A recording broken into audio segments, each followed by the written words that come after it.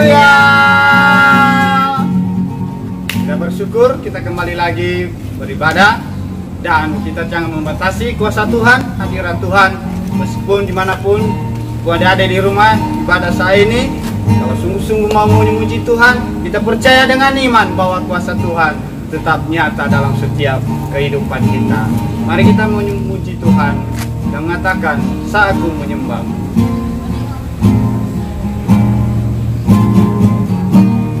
Saatku menyembahmu, Rohmu bekerja.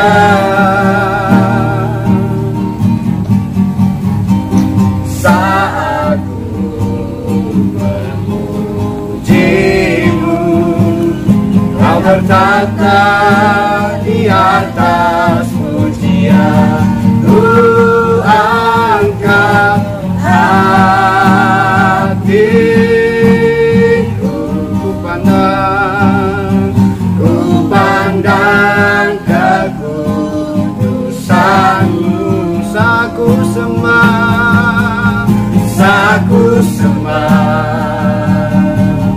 ku puji-Mu, ku rasakan kehadiran-Mu Tuhan.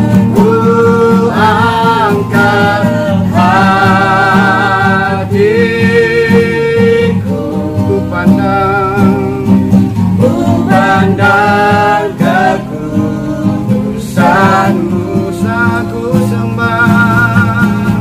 Saku sembah,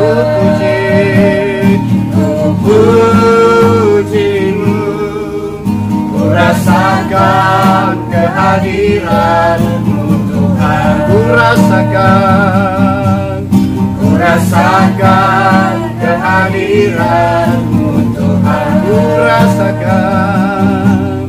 Ku rasakan kehadiran-Mu Tuhan.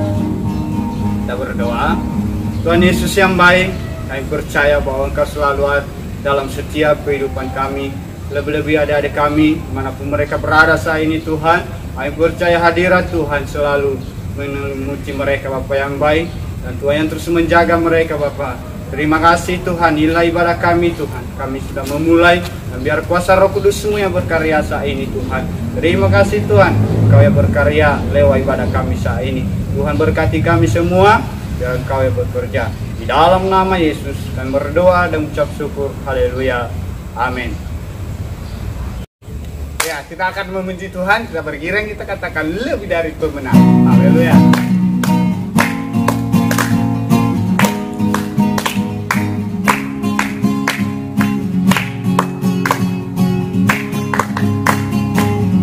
Lebih dari pemenang dalam segala perkara. Bisa dikalahkan oleh kuasa darahnya. Kita siapa dapat melawan? Kita lebih dari pemenang. Haleluya.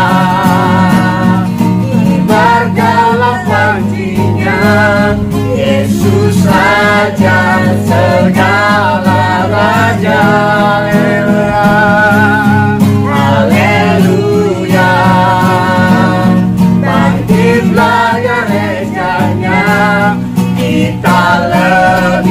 Lebih dari pemenang. Bangkit surga nama Yesus. Bangkit surga nama Yesus. Amin. Maju nyatakan kuasanya.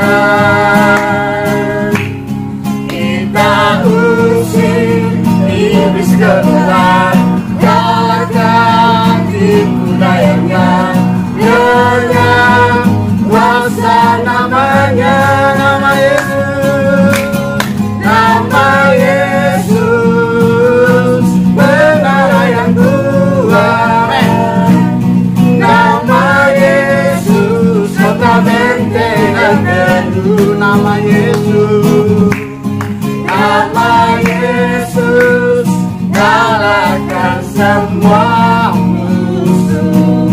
Nama Yesus di atas segalanya, nama Yesus di atas segalanya, nama Yesus di atas segalanya, nama Yesus di atas segalanya, nama Yesus di atas segalanya. Haleluya. Ya, kita akan mempersiapkan hati kita, adik-adik, untuk mendengar firman Tuhan. Kita mau memuji Tuhan. Kita katakan, penolong yang selalu setia. Tuhan Yesus, Engkaulah sahabat kami, selalu setia dimanapun kami berada saat ini. Penolong yang selalu setia, memenuhi keperluanku, tak pernah dia mengecewakan. Yesusku tak pernah gagal. Segala perkara dapat ku tangguh di dalam Dia yang memberi kekuatan. Tuhan Yesus penolong dan sahabat. Tetap percaya, Tuhan setia. Segala perkara dapat ku tangguh di dalam Dia yang memberi kekuatan. Tuhan Yesus penolong dan sahabat. Tetap percaya, Tuhan setia. Tetap percaya, Tuhan setia. Tetap percaya, Tuhan setia.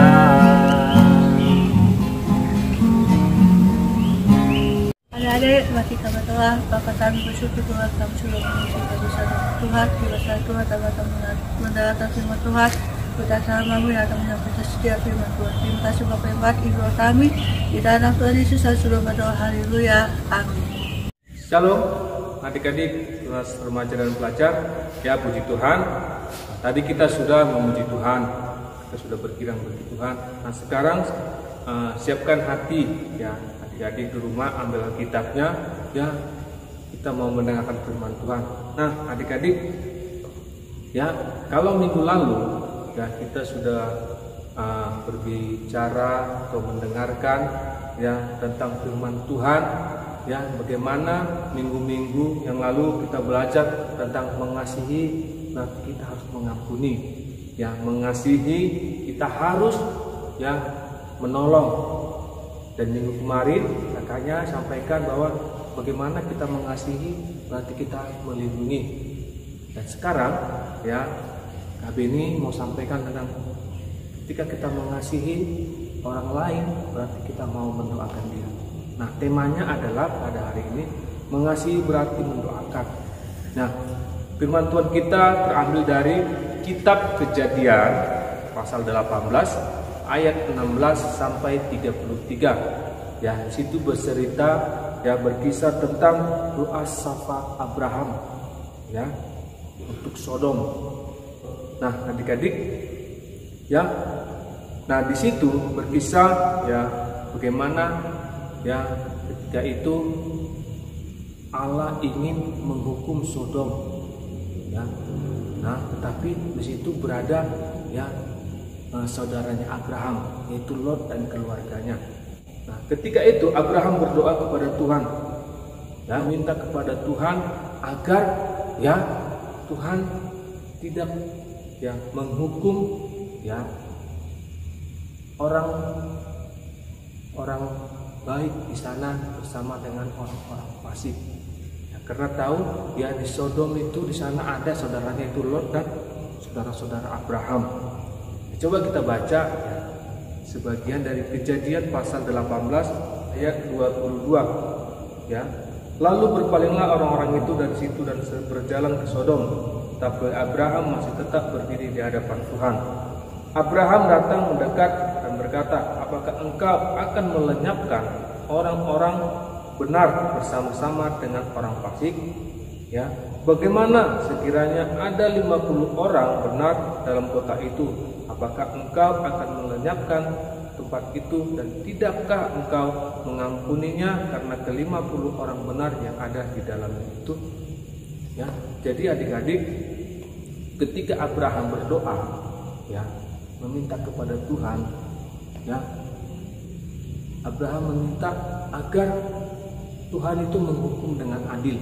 Nah, Abraham katakan bahwa masakah engkau Tuhan menghukum orang benar bersama-sama dengan orang fasik?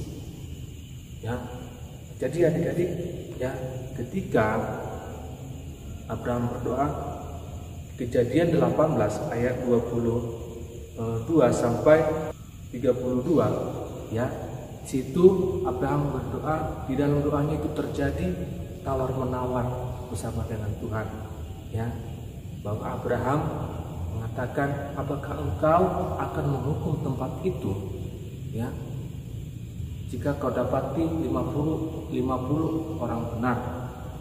Dan di situ terjadi tawar menawar sampai nanti adik-adik kalau baca di situ sampai terakhir 10 orang benar. Apakah engkau akan menghukumnya? Nah, adik-adik, di saat itu ya doa Abraham didengar oleh Tuhan. Ya, Tuhan mengabulkan doa Abraham.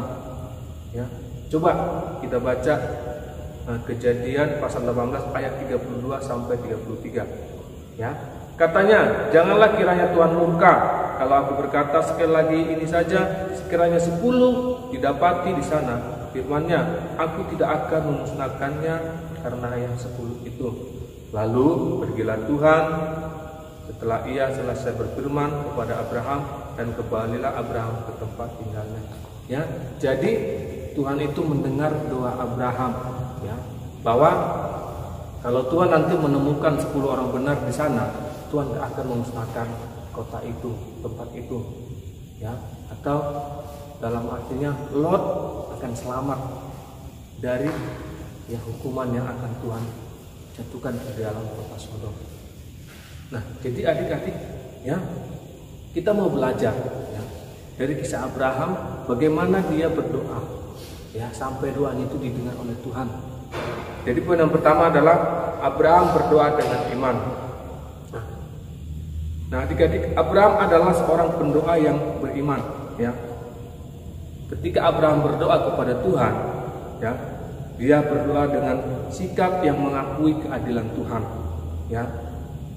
Dia menghadap Tuhan dengan iman bahwa dia percaya, ya, dia percaya dengan apa yang dia doakan, apa yang dia minta kepada Tuhan, ya, Tuhan akan mendengar, ya. Dan apa yang dijanjikan oleh Tuhan menurut firman-Nya, ya, Tuhan akan genapi. Karena Allah berkenan. Nah, jadi adik-adik, Allah itu berkenan terhadap doa, ya, yang doanya itu didoakan dengan sungguh-sungguh, ya, yang doanya didoakan dengan iman, ya kan? Jadi Tuhan itu mau doa seorang yang percaya, ya. Tuhan itu mau orang yang mau yang berdoa itu dia percaya, ya, dengan iman bahwa doanya akan didengar oleh Tuhan, ya, nggak ragu dengan apa yang dia doakan, seperti Abraham, ya. Sehingga ketika Abraham berdoa, ya kan, ketika Abraham berdoa untuk Sodom, ya, doanya didengar oleh Tuhan, ya.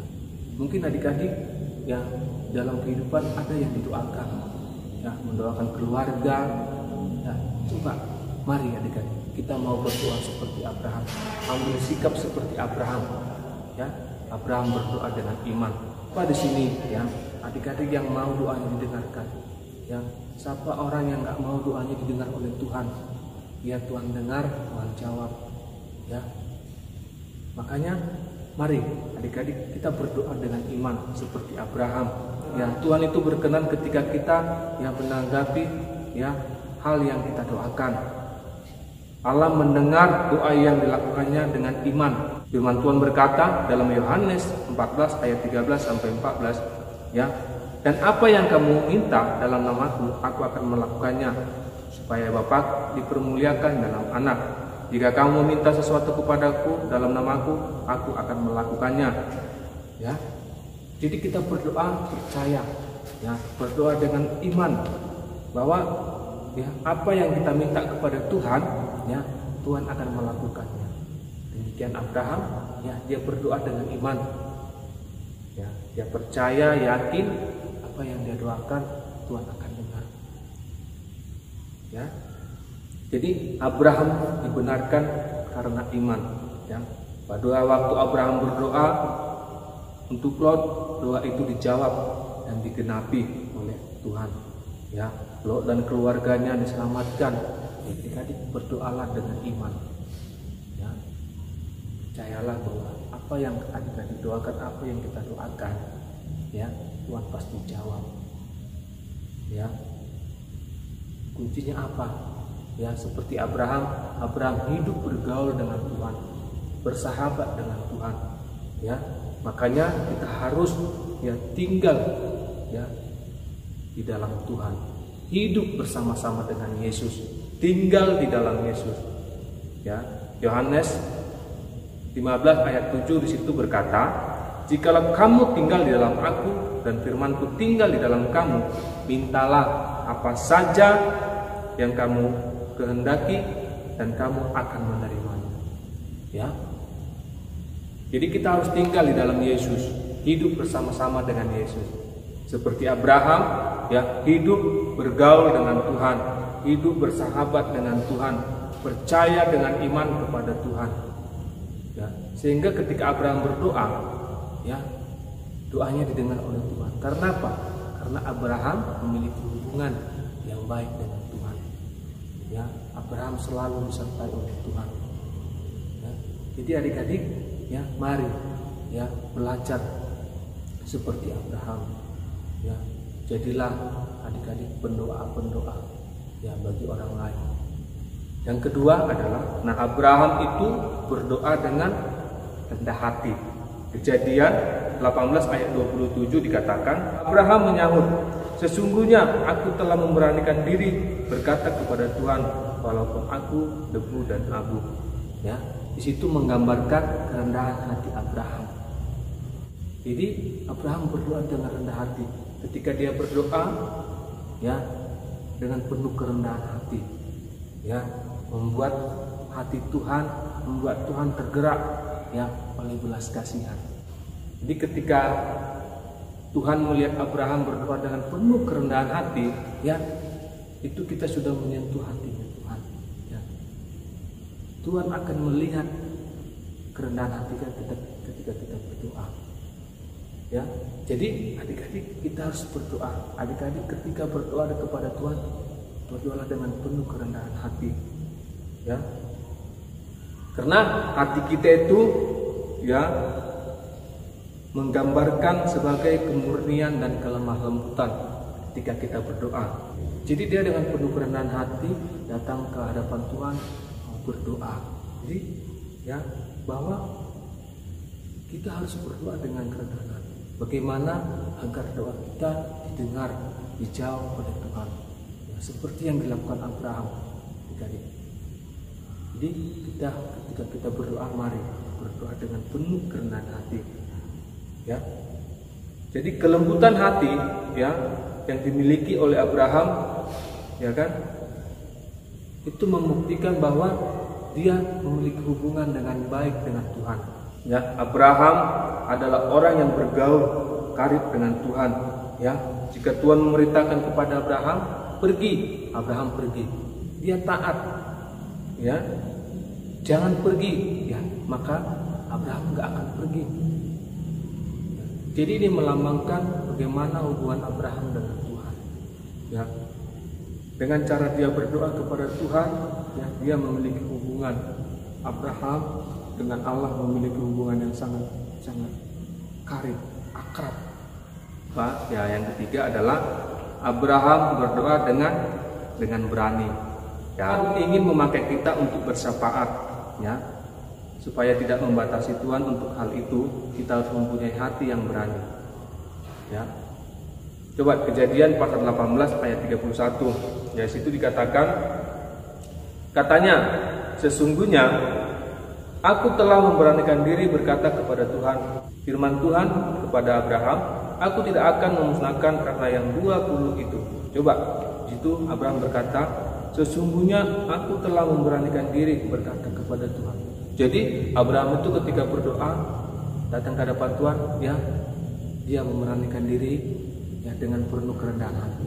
Ya, bukan memberanikan diri datang ke hadapan Tuhan dengan kesombongan hati, kesombongan diri, tetapi Abraham datang ke hadapan Tuhan memberanikan diri, ya, dengan penuh kerendahan hati. Ya, dia datang, ya, dia memberanikan dirinya, ya, apa yang dia minta Tuhan pasti akan kabulkan. Kita harus memberanikan diri datang ke hadapan Tuhan, ya, dengan membawa hati yang tulus, ya, dengan penuh kerendahan hati. Jadi Tuhan itu tidak mau, ya, tidak dapat memakai orang yang tidak berani karena orang itu setiap hari ragu-ragu. Ya.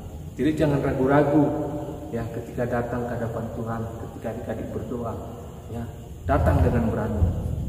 Ya, mungkin adik-adik, ya kan, ketika mau berdoa kepada Tuhan, sebelum berdoa dalam sehari adik-adik ada melakukan kesalahan, ya kan, membuat adik-adik ragu untuk berdoa kepada Tuhan, meminta kepada Tuhan. Ya, tetapi, ya, siapkan hati adik-adik datang ke hadapan Tuhan, memberanikan diri, ya, ya, memohon ampun, minta ampun kepada Tuhan. Poin yang terakhir adalah Abraham sebagai pengantara Lot kepada Allah di dalam syafaatnya, ya. Nah, jadi adik-adik, ketika Abraham berdoa untuk Lot dan keluarganya, ya, di situ dia menjadi perantara antara Lot dengan Tuhan, ya, antara Lot dengan Allah.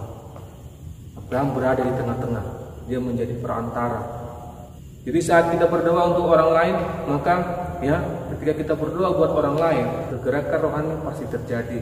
Contohnya saat Abraham bertindak sebagai perantara, ya, atau saat Abraham berdoa, ya, untuk keponakannya Lot, ya, maka kegerakan atau kebangkitan dimulai dan keselamatan diterima oleh Lot, ya, oleh karena doa Abraham, ya, oleh karena syafaat Abraham, ya, kepada Tuhan, ya, Lot dan keluarganya diselamatkan, ya, Lot dan keluarganya lepas dari hukuman.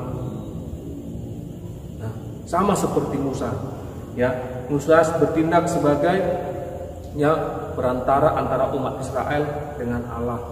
Ketika Allah ingin menghukum bangsa Israel, Musa, ya, adik-adik, Musa berdoa, ya, dia berdoa kepada Tuhan, ya, agar bangsa Israel tidak dihukum. Bangsa Israel menerima keselamatan, ya.